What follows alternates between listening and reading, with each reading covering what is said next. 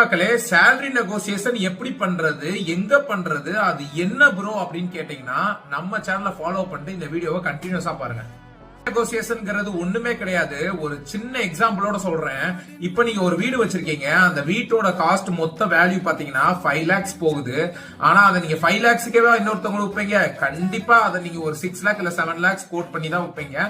அவங்களும் பாத்தீங்கன்னா அதை வந்து 7 lakhsக்கே நீங்க சொன்ன காசு வாங்க மாட்டாங்க. ஒரு 50,000 குறைச்சு 6,50,000 வாங்குவாங்க. உங்களுக்கு 1,50,000 எக்ஸ்ட்ரா கிடைக்கும். அதே மாதிரிதான் சேலரி நெகோசியேஷனும் ஹெச்ஆர்ட்ட ஒர்க் ஆகும்.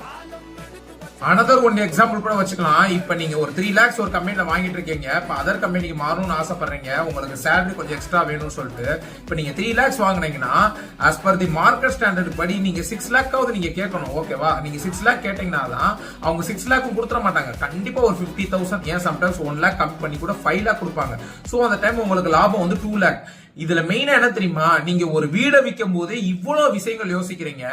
அப்போ உங்களோட டயத்தையும் உங்களையும் ஒரு 8 மணி நேரமோ ஒரு 9 மணி நேரமோ ஒரு கம்பெனில நீங்க விற்க போறீங்க. அப்போ அதுக்கு நீங்க எந்த லெவலுக்கு போராடணுங்கிறத நீங்க எப்பயுமே யோசனை பண்ணிக்கோங்க மக்களே. ஆனா ரொம்ப பேர் அதை பண்றதே இல்ல. 3 lakhs வாங்கிட்டு இருப்பாங்க. ஹெச்ஆர் வந்து 4 lakh சொல்லுவாங்க, போயிருவாங்க. நெகோசியேட் பண்ண மாட்டாங்க.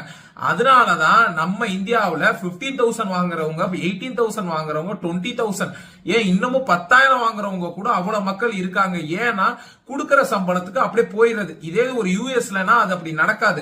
அவங்க எல்லாம் வந்து பிக்ஸ்டு சேலரி, எனக்கு இவ்வளவு இருந்தாதான் நான் வருவேன், இவ்வளவு இருந்தாதான் என்னால ஃபேமிலியை ரன் பண்ண முடியும், நான் அப்பனாதான் உங்க கம்பெனில ஜாயின் பண்ணுவேன்னு சொல்லிடுவாங்க. அதனாலதான் அவங்க வந்து நம்மள மாதிரி ஆளுங்களை தேடி இந்த மாதிரி இந்தியாவுக்கோ இல்ல சைனாவுக்கோ லேபர்ஸா தேடி வராங்க. ஏன்னா நம்மலாம் வந்து கம்மி விலைக்கு அதிகமா ஒர்க் பண்ணி தருவோங்கிற ஒரு இதுக்காக தான். சோ இது ஏன் இப்படி நான் சொல்றேன்னா, உங்களுக்கு உங்களோட நீடு என்ன, அதுக்கேற்ற சேலரி ஒரு கம்பெனில நீங்க உங்களுக்கு கிடைக்கணும்.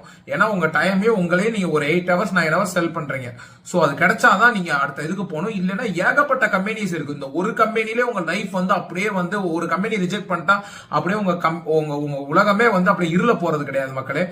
ஏன்னா இங்க வந்து ஜஸ்ட் வந்து ஒரு கம்பெனிங்கிறது பிரஸ்டீஜ் கிடையாது. ஒரு கம்பெனில வந்து நீங்க வந்து ஜாயின் பண்றது ஒரு சம்பளத்துக்காக. அந்த சம்பளத்தை வச்சு உங்க லைஃப் ஸ்டைல வந்து நீங்க வந்து அதை வந்து என்ஹான்ஸ் பண்ணிக்கிறதுக்காக தவிர வேற எதுவுமே கிடையாதாங்க. சோ அங்க நீங்க ஜாயின், அது உங்க கம்பெனியும் கிடையாது. சோ கண்டிப்பா அந்த கம்பெனி விட்டா வேற எங்கேயும் கிடைக்காதெல்லாம் கிடையாது. ஏகப்பட்ட கம்பெனி நம்ம கோயம்புத்தூர், சென்னை, மதுரை ஏகப்பட்ட சைடு இருக்கு. சோ நீங்க அப்போல்லாம் ஃபீலே பண்ண தேவையில்ல. ஒரு கம்பெனில நீங்க வந்து உங்களுக்கு எல்லாமே நீங்க வந்து கிராக் பண்ணிட்டீங்க இன்டர்வியூ அப்படின்னா, சேலரி நெகோசியேஷன் உங்களால கிராக் பண்ண முடியலன்னா அப்பயுமே நீங்க ஒரு இன்டர்வியூல ஃபெயில் ஆனதுதான் சமம். நீங்க வேற கம்பெனி பார்த்து உங்களுக்கு எங்க நல்ல சேலரி கொடுக்குறாங்களோ அங்க போங்க மக்களே.